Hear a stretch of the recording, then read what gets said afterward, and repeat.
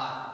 In a previous video, we've reviewed method of undetermined coefficients, and now we're going to apply it as well what we learned about complementary function in case of differential equations to this specific differential equation I'm showing you over here. Now, this differential equation is a typical example of differential equation with constant coefficients and variable term. But look, I've assumed a very specific form over here that the variable term is a linear function. Above that, I assume that beta 1 is bigger than beta 2, and we can assume that they are bigger by far. It is bigger by far. Why? It will become self-explanatory once we go along. But let's look at other assumptions. We assume that A1 is bigger and A2 both are bigger than 0, which actually allows us to put a more restrictive assumption that A1 squared is lower than for A2. And let's start with this assumption. Look, this tells us that this differential equation has complex roots. So right away we know that the complementary function for this case is given by e to the power ht times a5 cosine vt plus a6 sine vt. Right? Okay, so knowing this, oh, maybe, you know what, let's do it like this so we see everything clearly here.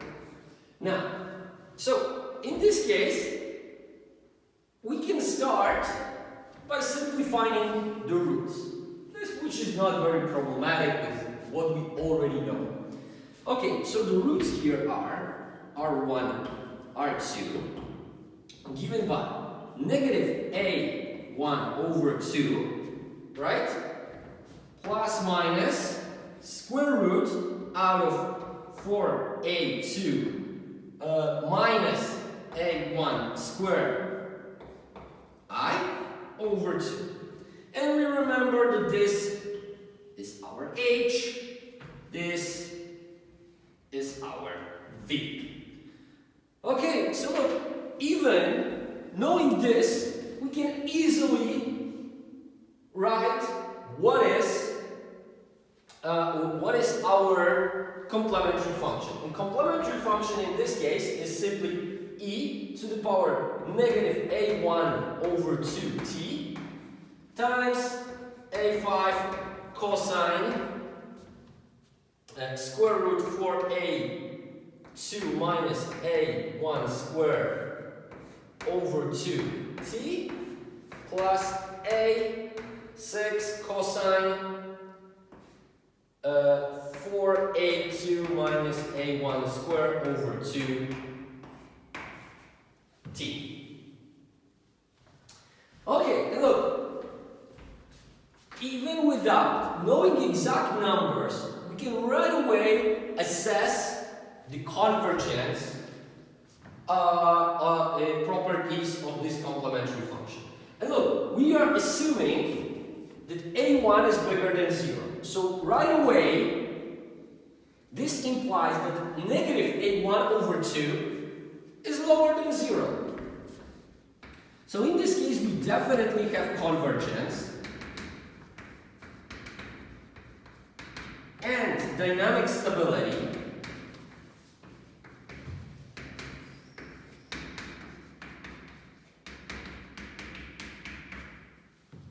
And we know that we're gonna have the time path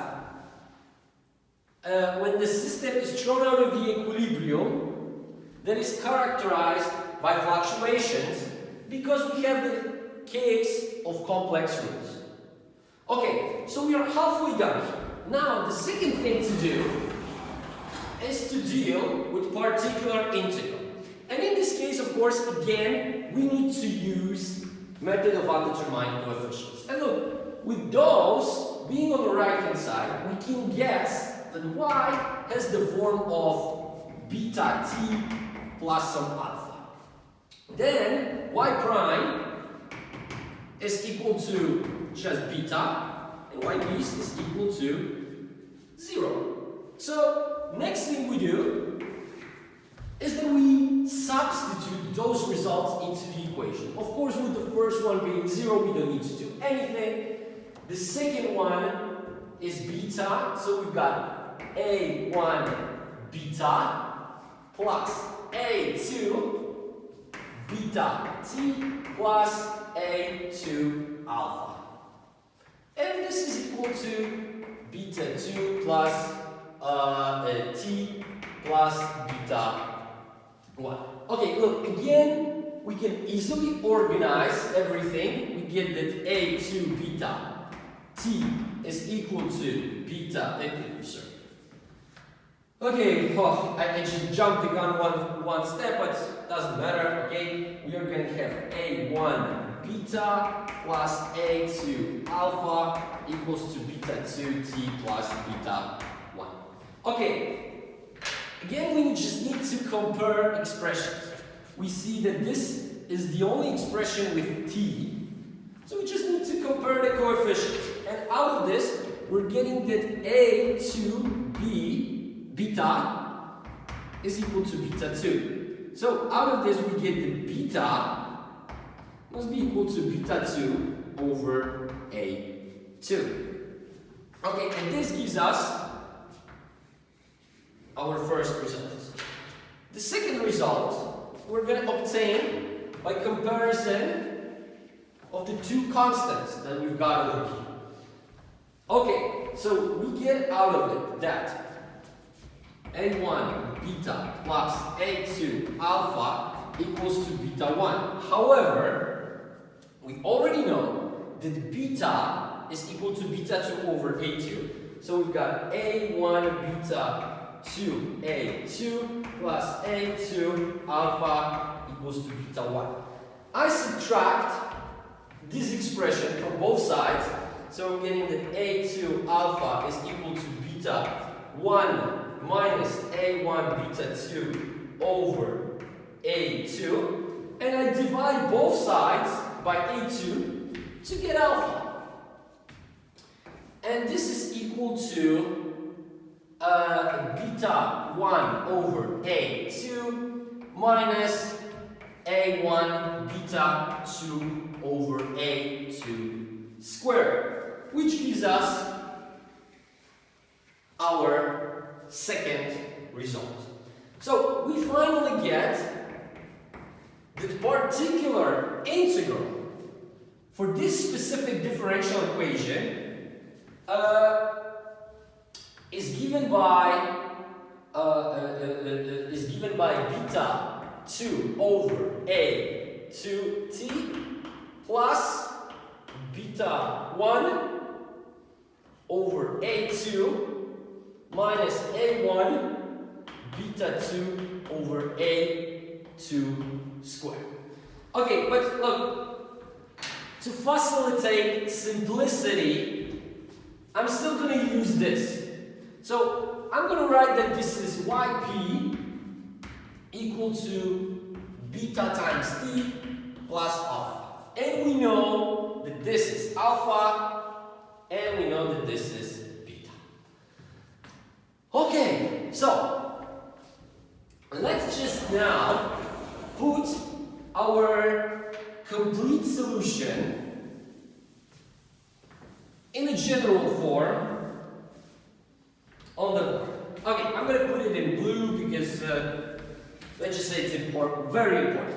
It's definitely important. So what we get? Time path of this function is given by e to the power negative a2 over 2t times a5 cosine, open parenthesis, 4a2 minus a1 squared over 2t plus A6 sine square root out of 4A2 minus A1 squared over 2t. Okay, and look, this is our complementary function, which gives us the first part of the solution.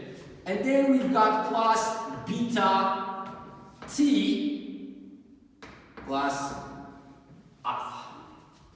And look, now what we are going to do is that we are going to put this equation on the graph. And let's just say that y is real GDP, real gross domestic product of a given economy. And what we've learned, what we've assumed is that GDP of some particular country is described by this differential equation. Now, how will it look on a graph? How will it behave? How will it behave over time? Okay, so let's start step by step. So we're starting at some time 0, and here we have our y, which is GDP. Okay, and look, first, at time 0,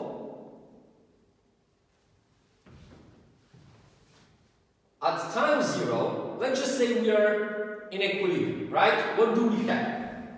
This part is representing our equilibrium. This is moving equilibrium. So we know that if t is 0, we start at some level alpha.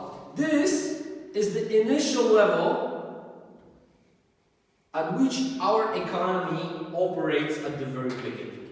And then what happens? GDP is growing. GDP is growing over time. At what speed? The speed is given by beta, right? Look, in this case, where y of yp is equal to beta t plus alpha, we see that first derivative of yp with respect to time is given by beta.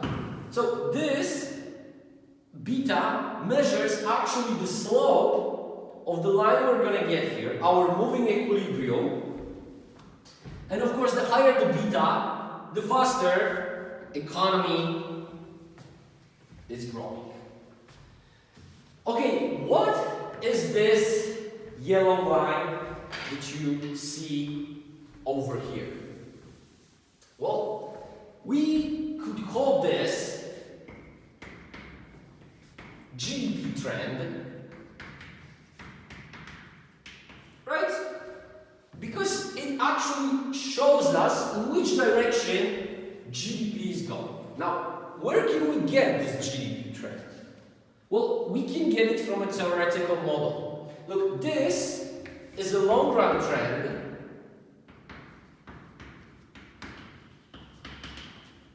And we get this trend from economic growth models. Like the one that we did actually, for example, solo model. Right? So basically, what you see over here are the forces in the economy that work over a very long period of time. Here we have accumulation of capital, accumulation of human capital, technological progress. Of course, the slope can change in the real world, but of course, for now, we are assuming that is a given, which is actually very good approximation of the reality. Okay, so this is the first part. This is the long run trend. However, this is not it. We've just actually So, what happens if we just consider the smallest part of our equation? The biggest part is the complementary function. So, what's going to happen here if our system is moved out of the equilibrium? Okay, so let's just say that at some time t0, right? This economic system is very heavily thrown out of the equilibrium. So look, this is deviation from equilibrium. Look, in our case, actually, this is deviation from trend. Now, if this is our complementary function, we know that this complementary function guarantees us convergence and dynamic stability. However, before it is reached, we need to first experience a period of fluctuations. Okay, so how will the economy go back to its strength? Well, with this complementary function, it will look more or less like this.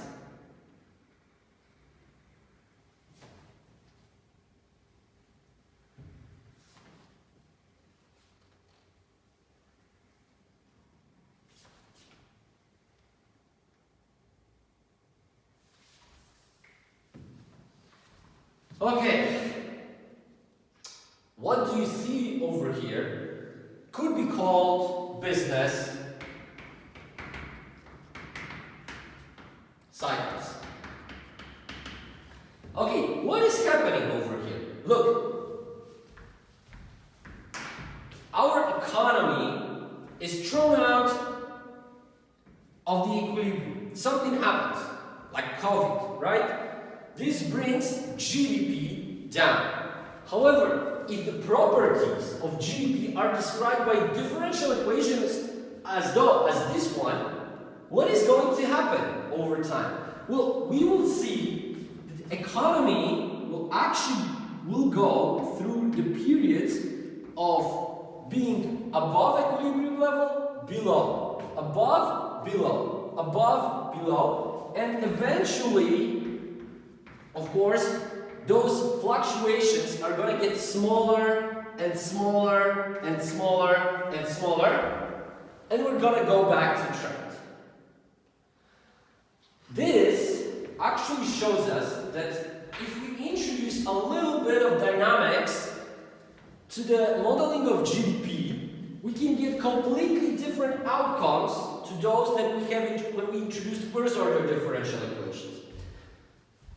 Still, you might say, but this is not how the graph of GDP looks like. And you're right. Of course, remember that we can have those shocks at each point. Even before the economy goes back to trend level, we might have another positive or negative shock that can start this process all over again. But still, we got a little bit closer to reality. And we will be getting closer and closer to this reality as we move with the course, because the next subject that we're going to cover when we finish differential equations are difference equations, where we will be actually moving away from mathematics to econometrics. Okay, so this is it about this topic. In the next video, we're going to continue expanding our knowledge on dealing with differential equations, however, in the cases of more complex differential equations of higher orders. Okay, thank you for your attention and see you in the next video.